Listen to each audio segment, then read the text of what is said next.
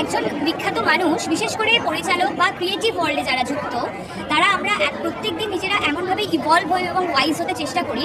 তো তারা না শুধু কাজের দ্বারাই বিখ্যাত হয় না, তাদের মানসিকতাটাও অসাধারণ হয়। তো তাদের কারোর কাছ থেকে ইন্সপিরেশন নিতে অসুবিধে নেই, সে ছোটো মানুষ হোক বড় মানুষ হোক, কোনো ছোটো ঘটনা হোক বড় ঘটনা হোক, কোনো অসুবিধে নেই। কিন্তু এক্ষেত্রে ঘটনাটা একেবারেই উল্টো, কারণ উনি আমার কাছে ছবিটার অফার করেছিলেন 2020-তে, তার মানে উনি কিন্তু স্ক্রিপ্টটা লিখেছিলেন 2019-এ।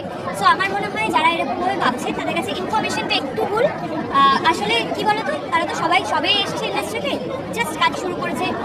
মানে আমি নাম করেই বলবো, রামকমল একেবারেই একজন ফার্স্ট ছবি ওনার, বাংলায় প্রথম ছবি, এবং রুক্মিণীও সবে কাজ শুরু করেছে। তো সেক্ষেত্রে এক্সাইটেড হয়ে গেছে। আমরা সবাই নিজেদের কাজের প্রতি একটা নিজেদের কাজকে বেবি হিসাবেই দেখি, এক্সাইটেড হওয়াটাই খুব স্বাভাবিক। তো সেক্ষেত্রে আমরা একেবারেই সেটা নিয়ে মাইন্ড করি না। Again we are wiser person. কারোর যদি মন খুশি হয় এটা বলে যে শিরিত মুখার্জি তার থেকে ইন্সপায়ার্ড হচ্ছে, বি হ্যাপি।